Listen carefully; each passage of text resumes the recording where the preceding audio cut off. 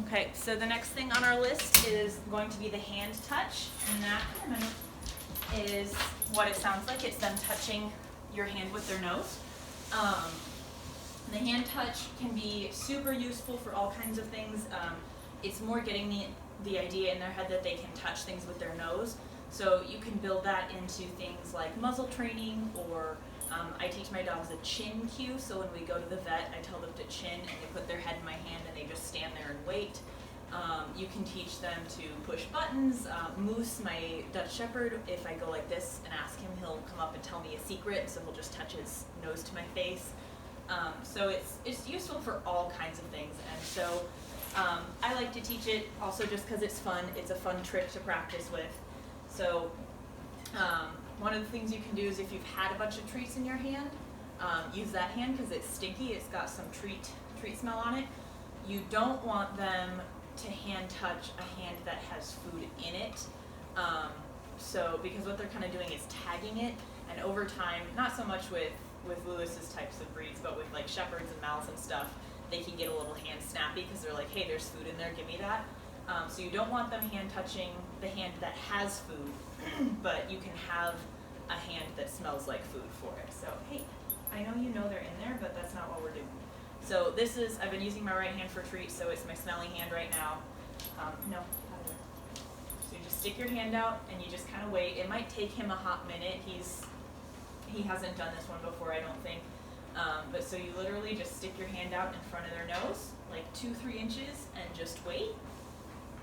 And we'll see how long it takes him to give it to me. It might be a while. But the second their nose touches your palm, you mark and reward. So you can make it kind of interesting for him. I know, hey bud. Yes! You can kind of wiggle your fingers or whatever. Just make sure you're not taking your hand to his nose, because you're not teaching him that mom touches your nose. You want to teach him touch means, touch mom's hand.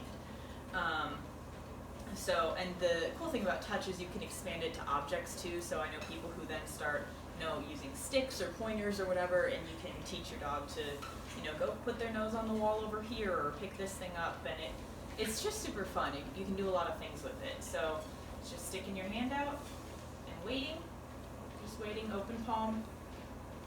You can wiggle if you need to or get their attention.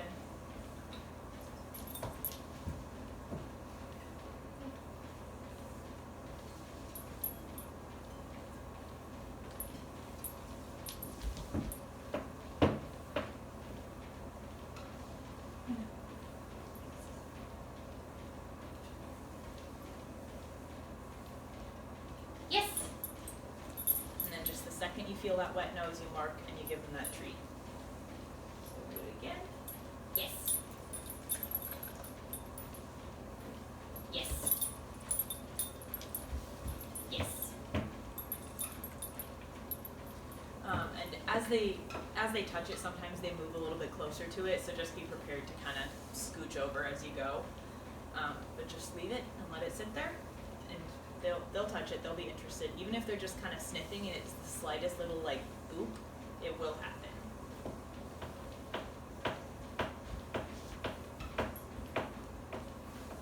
Yes. And so you kind of see me putting my hand away in between. It's because I want to re-present it to him, to give him, I don't want him to just ignore it because it was sitting there. I like to re-present it to him so they can, re-engage the touch.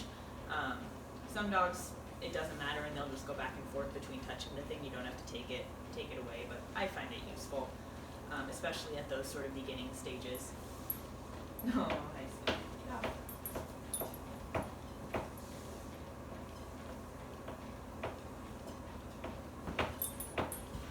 That time he cheated, he didn't actually touch my hand, he got close.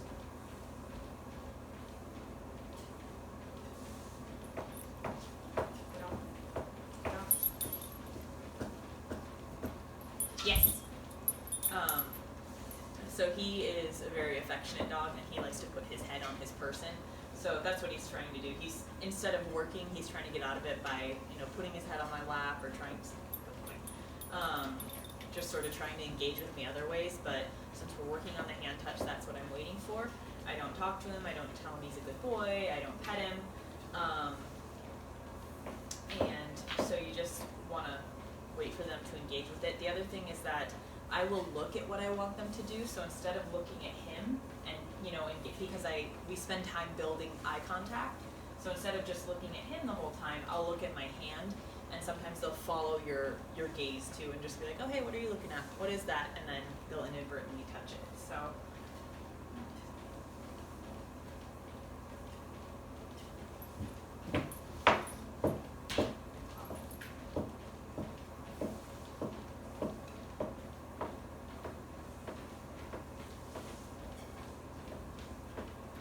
Yes. And then over time you can move where the hand is. So to a dog, a hand up here is different than a hand down here, which is different than a hand over here. So when you're first teaching it, just present it in sort of the same area over and over again. But as he gets more competent with it, you can start moving it around, switching hands, just do weird things like, you know, you can have him touch from, like behind your leg or however, just sort of mix it up. And you'll notice that sometimes they're like, wait, what? What's going on here? So with him right now, I'm not going to add the cue because I can't guarantee that he's going to touch my hand as soon as I say it. So he's not sitting here saying, like, slamming his nose into my hand every time. It's still taking him a couple seconds to figure it out. So adding the word touch right now wouldn't help. It wouldn't do anything because he hasn't figured out what the motion is. Lewis will probably pick it up quicker, so you can add in that word sooner than I would add it in with Mendo. So just when you know this is a really good example of adding the cue only when you know for certain that the dog is going to do the thing that you're asking for. And since I don't know for certain, I'm just not going to do it. Yes.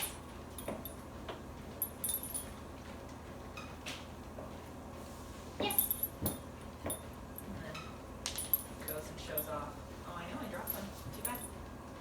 Another thing, I don't think I've mentioned this before, if I drop treats while I'm training, I really try hard to just not let the dog eat them because we're working, we're not playing cleanup on the floor.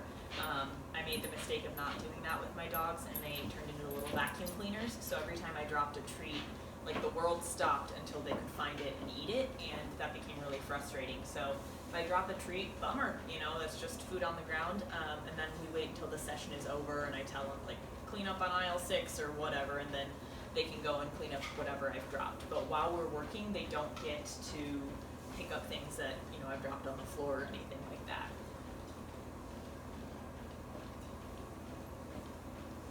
Yes. There we go. We're getting quicker. You're so lazy. Just lay on the floor like that. Let's see if we can get him to move. Go a little bit further for this one.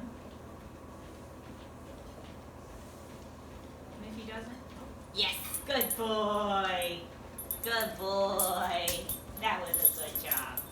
If he doesn't, I was just going to take it away and represent it a little bit closer to him.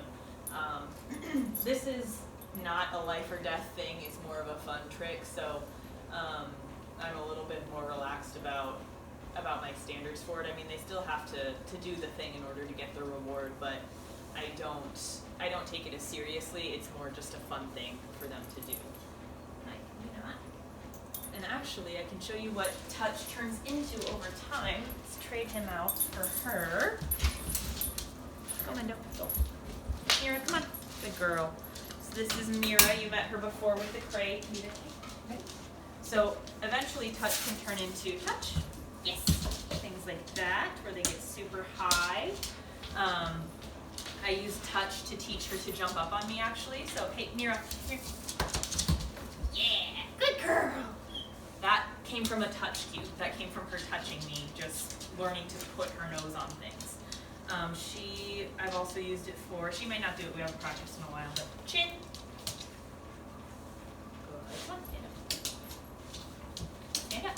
Chin. Good. Chin. Yes, there you go. It built into that. I built it into muzzle training. She doesn't do the tell me a secret thing, but like I was saying, you know, just do funny things. Touch. Yes. Because there was a time when she wouldn't do that. She was like, no, I don't know what you mean to go touch under your leg over here. But over time, you just work it into all these different spaces and areas and touch. No, touch. We've been working on spinning, or on twirling. Touch. Yes. So that's actually sort of just a fun fact thing. She just did what I call throwing. So she was just like, I'll do any behavior you want. I just want to make you happy. So she started doing those twirls because that's something we've been working on. Touch. Yes. And then, like, you can put your hand on the ground. Touch. Yes. That was late. That time it was late. Touch. Yes. Good girl. Leave it. Leave it. Down. So that is the nose touch. Let's get to working on that. If you have any issues with it, as always, just let me know and I'm happy to help you. Oh, you missed it.